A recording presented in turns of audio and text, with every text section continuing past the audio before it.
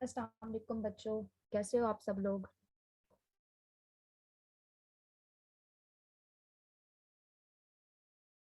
आवाज आ रही है सबको मेरी।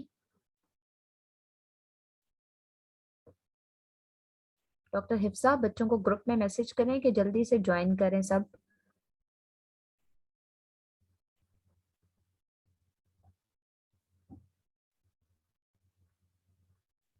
सीवीएस कितना समझ आया है?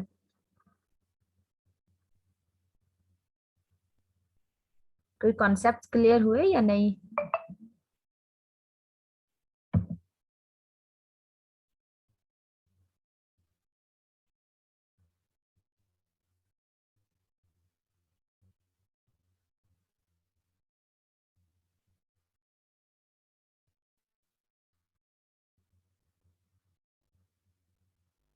वालेकुम सलाम आयशा, कैसी हैं आप?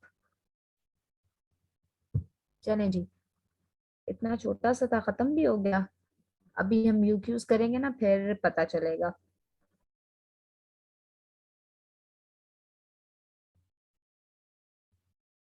अच्छा जी। सेल्फ स्टडी की जरूरत है तो कर लें सेल्फ स्टडी। सेल्फ स्टडी तो वैसे भी हर टॉपिक की करनी चाहिए, चाहे वो आपको कोई पढ़ाए या ना पढ़ाए, क्योंकि जो टॉपिक आप खुद से पढ़ते हो, बेशक आप लेक्चर से पहले पढ़ के आ जाया करो ये। चलें जी। आज हमने यूक्यूज डिस्कस करने हैं सीवीएस के, ताकि हमें पता चले कि आपको जो समझ आया है वो कितना समझ आया है। ठीक है, तो सबसे हमारा पहला सिनेरियो है कि 50 year old mail smoker and diabetic complain करता है प्रीकॉर्डियल चेस्ट पेन की, जो प्रेसिपिटेट होती है स्ट्रेस और एक्सर्शन से और रिलीव्ड होती है रेस्ट से। ड्यूरेशन कितना है उसका? 5 to 10 मिनट्स। अब कौन सी ऐसी पेन है जो 5 to 10 मिनट्स लास्ट करती है और जो प्रेसिपिटेटिंग फैक्टर है उसका स्ट्रेस और एक्सर्शन में होती है, कि नॉर्मल अगर बंदा रेस्ट कर रहा हो तो उसको नहीं होती, स्ट्रेस अगर उसको हो तो उसको पेन होती है, और 5 to 10 मिनट्स के लिए होती है। तो ये अंजाइना है। मिशे मारिया, वेरी गुड, एक्सीलेंट। हाँ जी, बिल्कुल अंजाइना है। और कौन सा अंजाइना है? जो स्ट्रेस से प्रेसिपिटेट होता है और रेस्ट से ठीक होता है। स्टेबल।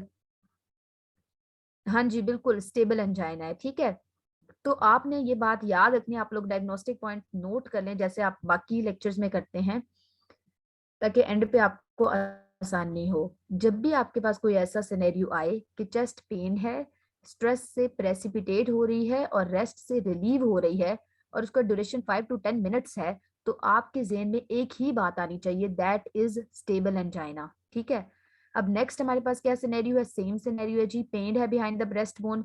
कब होती है? एक्सर्शन पे होती है, with radiation to the left arm, और स्वेटिंग है साथ में उसको। पेन सेटल होती है व्हेन पेशेंट सिट्स डाउन। अब उसने रेस्ट की जगह सिट्स डाउन लिख दिया, कंसेप्ट वही है, बट उसके वर्ड्स जो हैं वो डिफरेंट हैं, जस्ट टू कंफ्यूज यू, लेकिन आपने कंफ्यूज नहीं होना। ठीक है, एक्सर्शन पे हो रही है और बैठने से मतलब रिलैक्स करने से जा रही है, तो ये भी स्टेबल एंजाइना है। ठीक है, कौन सा पॉइंट समझ नहीं आया आयशा?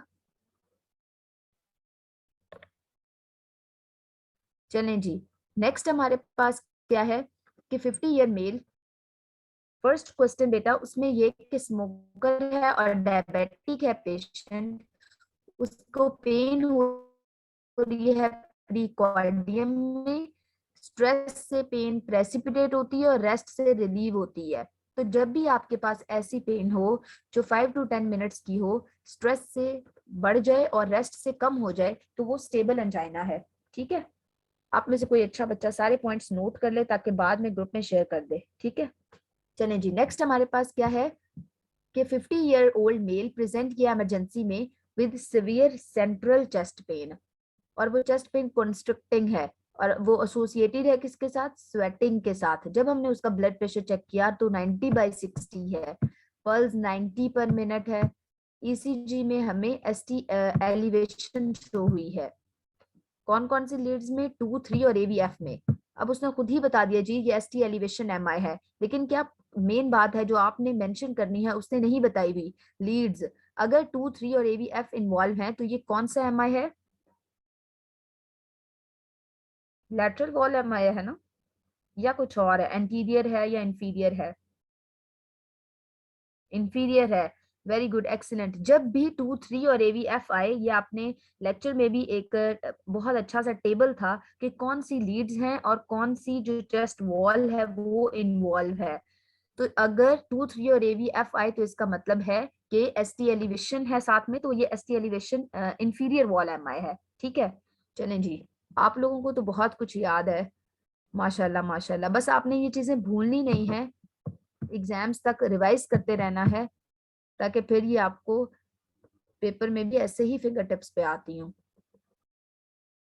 चलें जी, नेक्स्ट हमारे पास है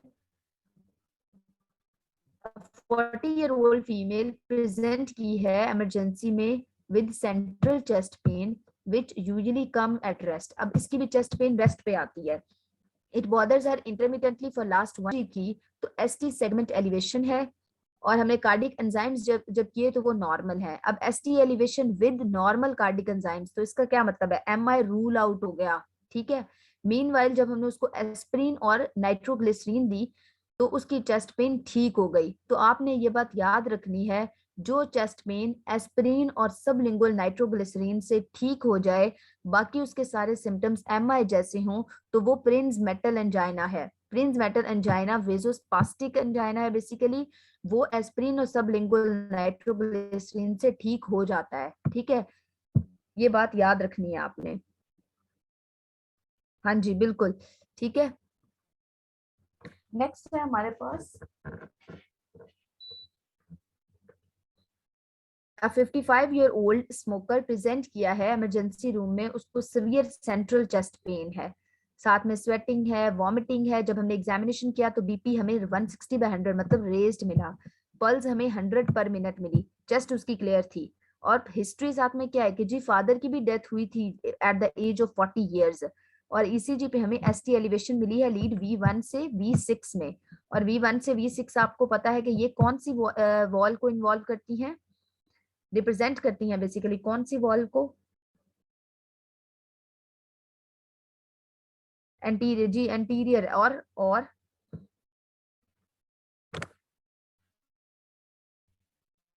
लेटरल।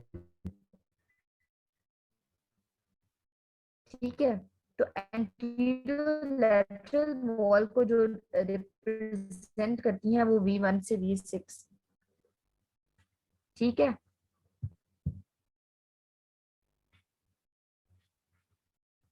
चलिए नेक्स्ट है हमारे पास 60-year-old जूलर है जी, उसको सिवियर रिट्रोस्टर्नल पेन हुई है, साथ में प्रोफ्यूज स्वेटिंग है। पे हमारे 8 बजे आया एमरजेंसी में, उसका पल्स रेट 110 है, BP 150 है, आउट अदर सिग्निफिकेंट फाइंडिंग्स।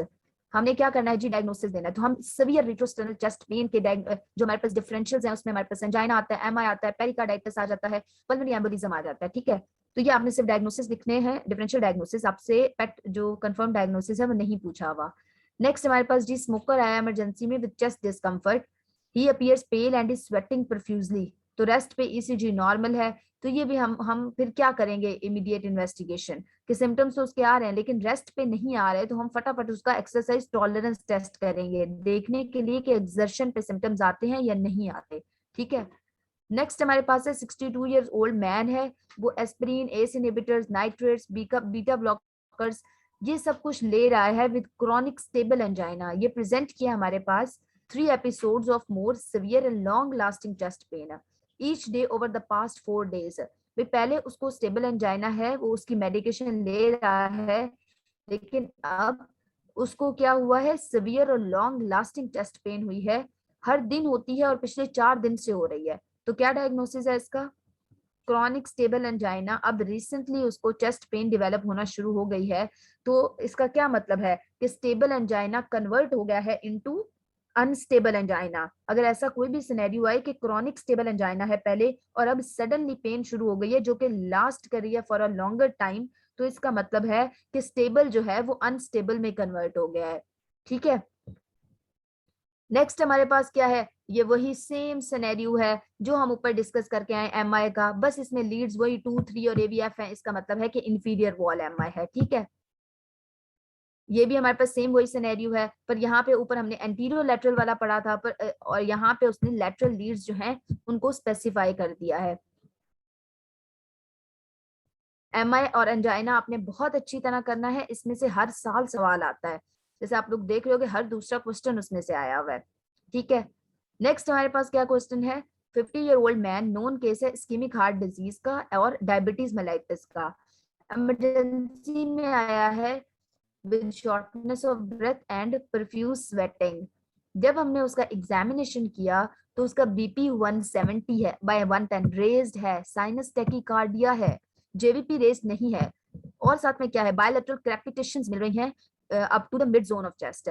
ठीक है, तो जब भी पेशेंट इस्कीमिक हार्ट डिजीज में आए और अब उसका जो हमें टेकिकार्डिया मिल रहा है, ब्लड प्रेशर रेज्ड मिल रहा है और साथ में हमें क्रेपिटेशंस मिल रही हैं, तो इसका ये मतलब कि पेशेंट जो है वो हार्ट फेलियर में जा रहा है, क्योंकि इस्कीमिक हार्ट डिजीज तो उसको ऑलरेडी है ना।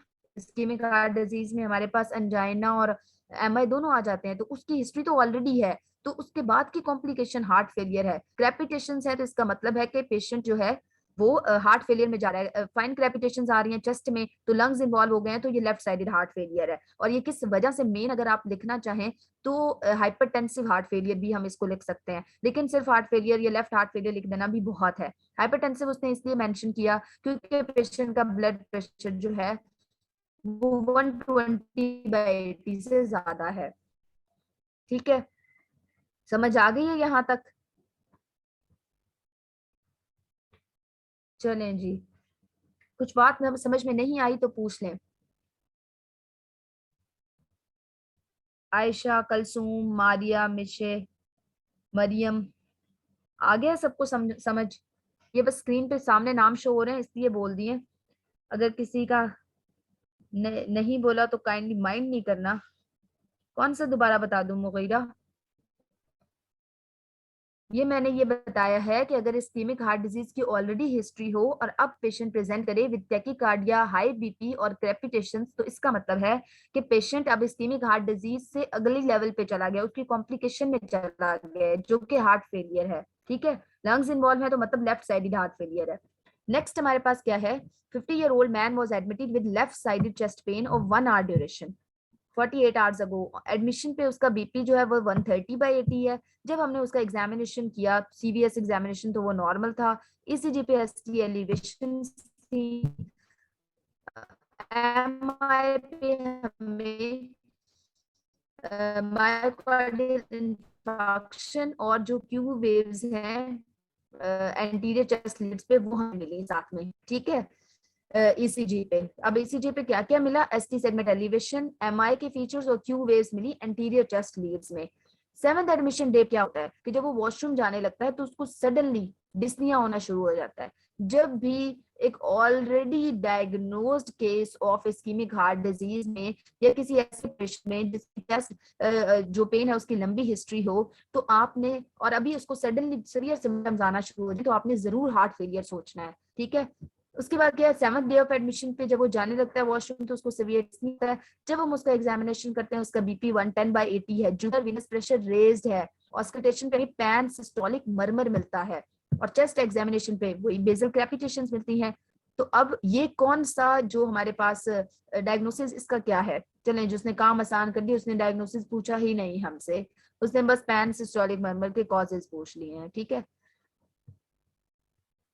इसका डायग्नोसिस अगर बेसिक कैपिटेशंस वगैरह आ रहे हैं तो हार्ट फेलियर बनेगा, लेकिन उसने पैन सिस्टोलिक मरमर भी मेंशन कर दिया, तो एज सच फिर इसका कोई सेपरेट डायग्नोसिस नहीं बनता। ठीक है,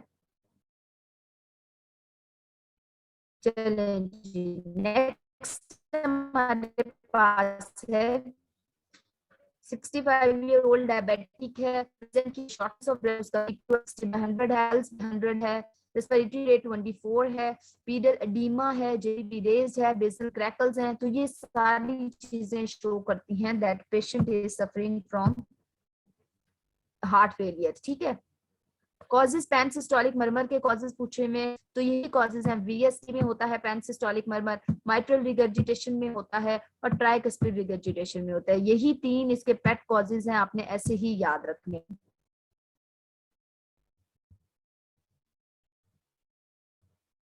ये हमारे पास सेम हार्ट फेलियर वाले ही क्वेश्चंस हैं, एक जैसे हैं, इसलिए इनको बार बार रिवाइज नहीं कर रहे। ये इंपॉर्टेंट सिनेरियो है, ये बहुत दफा पूछा जाता है कि यंग एज है which was low to moderate grade in intensity associated है with arthralgia।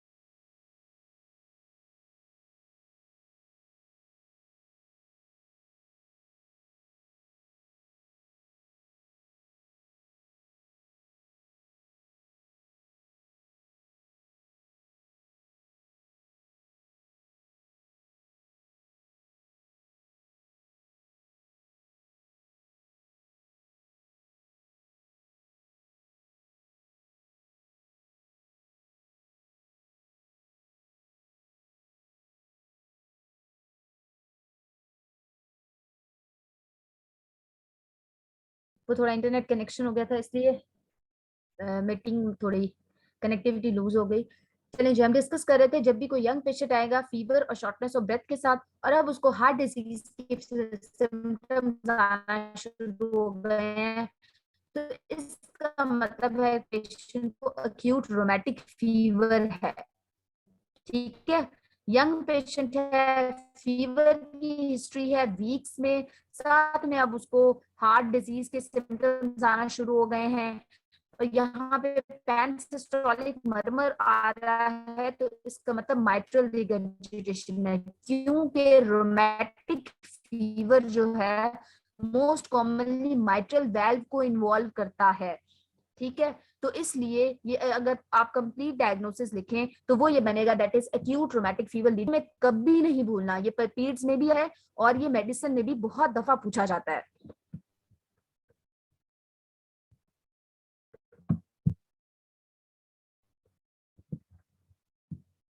ठीक है, नेक्स्ट ये हमारे पास है, जो 75 ईयर्स जेंटलमैन, सस्टेन फ्रैक्चर हुआ है उसको नेक ऑफ फीमर का, सर्जरी का वेट कर रहा था, 2 डेज आफ्टर हॉस्पिटलाइजेशन उसको सडन परफ्यूज स्वेटिंग होना शुरू हो गई, चेस्ट पेन और ब्रेथलेसनेस हुई। जब हमने उसकी पल्स देखी तो 122 थी, रेगुलर थी, बीपी 80/50 था, लो था, जेवीपी एलिवेटेड था, और उसको लेफ्ट पैरास्टर्नल हीव थी। तो पॉसिबल डायग्नोसिस तीन कौन से बताने हैं, डीवीटी है, अचानक से अगर सिम्पटम था तो आपने पल्मोनरी एम्बोलिज्म लाजमी लाजमी लाजमी ढूंढना है। ठीक है, कि कहीं उसको पल्मोनरी एम्बोलिज्म तो नहीं हो गया।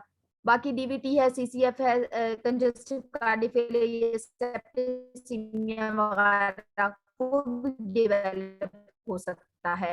डीवीटी का टॉपिक जो है वो आपने सर्जरी में पढ़ना है, इसलिए यहाँ पे आपने बिल्कुल भी परेशान नहीं होना कि ये डीवीटी का टॉपिक कहाँ से आ गया।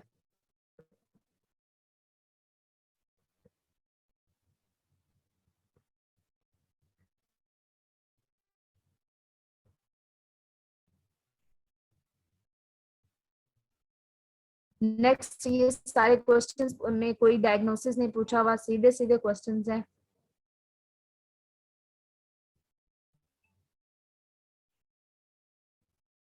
ये क्वेश्चन है डिस्कस करने वाला, ये सिनेरियो है कि 20-year-old boy had fever, central dull chest pain with which worsen on deep breathing. जब भी ऐसी चेस्ट पेन है जो पोजिशनिंग, जैसे कि ये डीप ब्रीदिंग से वर्ष, आपने पेरिकार्डाइटिस लाजमी सोचना है। ठीक है, अगर कोई भी, दोबारा मैं ये रिपीट कर देती हूँ बात, कि ऐसी चेस्ट पेन जो कि पोजिशनिंग से रिलेटेड है, पोजिशनिंग का क्या मतलब है कि डीप ब्रीदिंग पे वर्स हो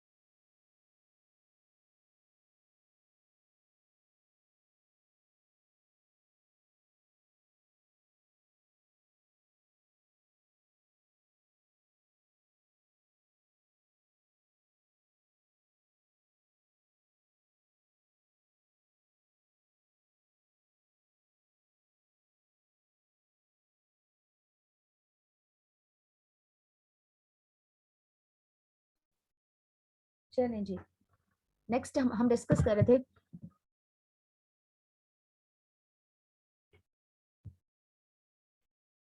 आई एम सो सॉरी बच्चों, हमारे एरिया में आज नेट इतना मसला कर रहा है ना।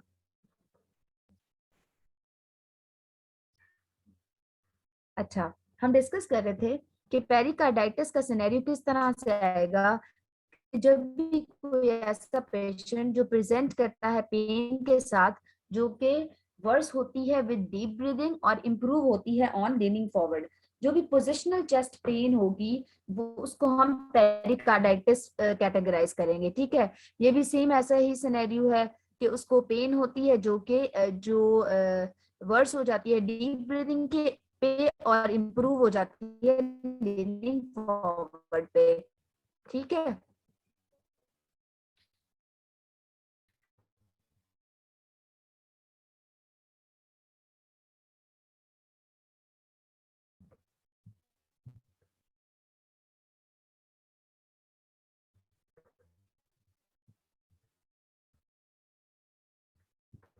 नेक्स्ट हमारे पास है 38-year-old man after a couple of days of chest pain develop करता है सीवियर डिस्निया और कफ।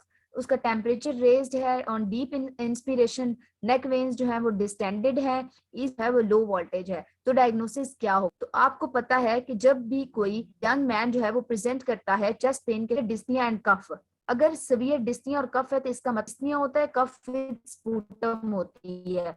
अब यहाँ पे उसका टेम्परेचर भी रेज्ड है ऑन डीप इंस्पिरेशन,